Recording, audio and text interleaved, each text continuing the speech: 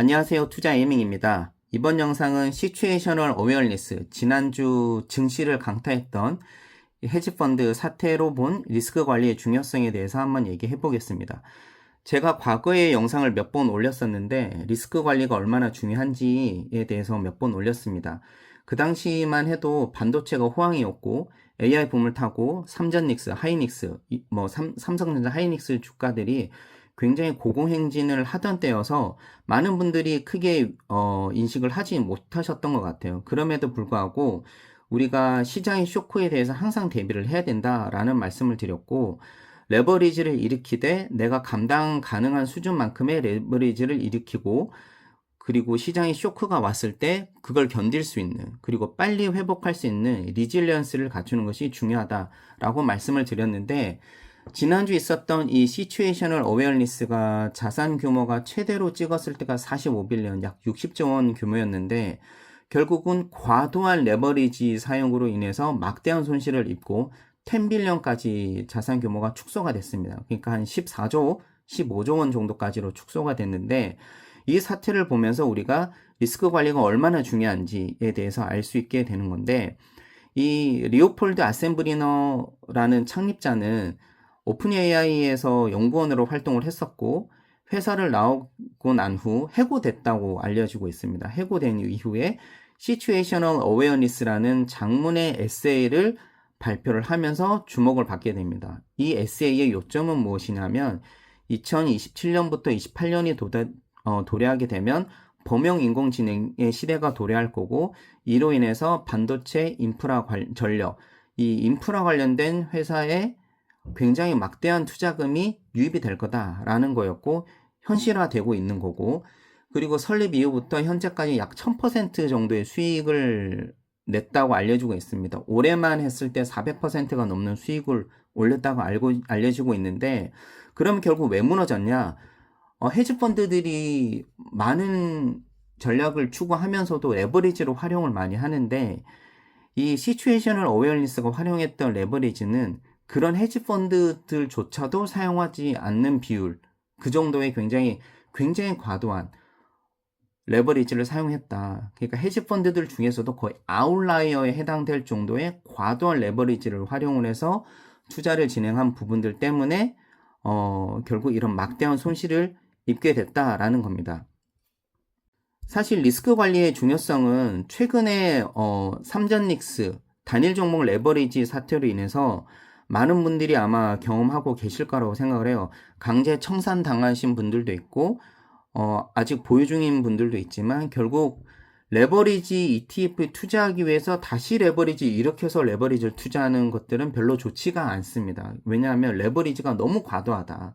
그러니까 개인 같은 경우에 저는 레버리지 투자를 추천을 하지 않는 이유가, 우리 개인들은 리질리언스가 낮아요. 그러니까 리질리언스라고 하는 것들은 쉽게 얘기하면 빨리 얼마나 회복 가능하냐를 이제 얘기를 하는데, 그 회복 가능한 정도는 결국은 내가 가진 자본력이거든요.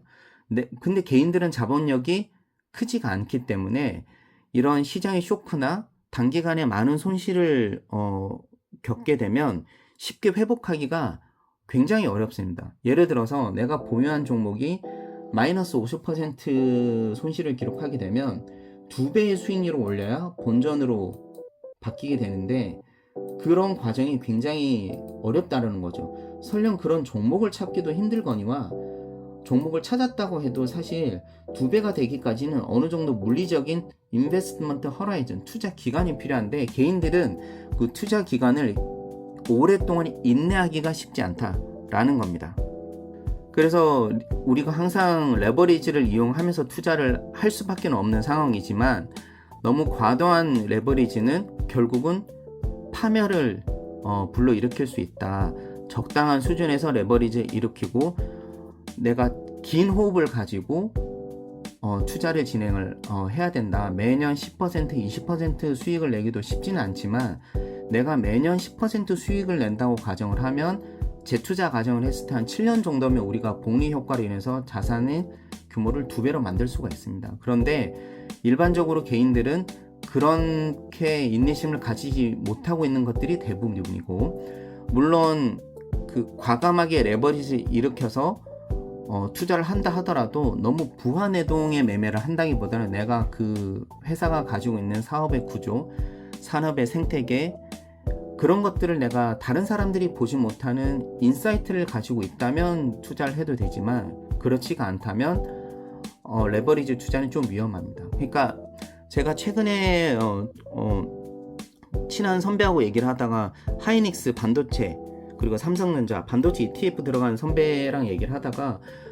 너무 제가 경계론을 몇 번을 얘기를 했어요. 한 3-4번 정도 얘기를 했던 것 같은데, 뭐 호황일 때도 얘기를 했죠. 그 당시 저보고 야, 지금 반도체에 안 들어가면 너 어떡하냐, 투자 못한다, 뭐 지금 뭐 수익률이 30% 넘었다, 뭐 이런 얘기를 하더라고요. 그러면서 2주 전에도 제가 2주 전인가 3주 전에도 경계론을 마지막으로 한번 얘기를 했었는데, 본인이 생각할 때는 포가 너무 낮다. 그래서 하이닉스 리딩 P가 한 지금 6 정도 되는데 이게 8, 10까지는 기다려야 된다. 그래서 앞으로 더 간다.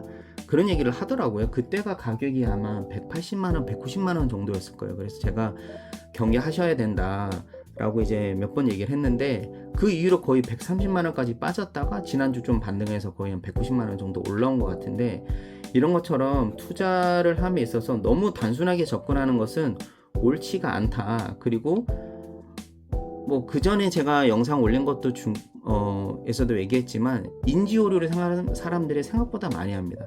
내가 듣고 싶은 얘기만 듣고 싫은 얘기는 듣기 싫어요. 근데 우리가 투자에 성공하기 위해서는 잔소리를 많이 들어야 됩니다. 그래서 듣기 싫은 얘기를 듣고 그렇게 해야 균형감을 찾을 수 있고 합리적 의사결정을 내릴 수가 있는 부분이 있다고 생각을 합니다. 아무튼 내일부터 다시 증시가 시작을 하게 되는데, AI 섹터에서는 MS하고 아마존이 클라우드 사업 매출이 굉장히 견고하게 보여지면서 다시 투자 심리가 살아나는 분위기고요. 근데 다만 이게 지속적으로 이어질 것이냐는 아직 성급하게 판단하기 좀 어려운 것 같습니다. 그래서 리스크 관리 적정히 잘 하시고 투자에 성공하셨으면 좋겠습니다. 감사합니다.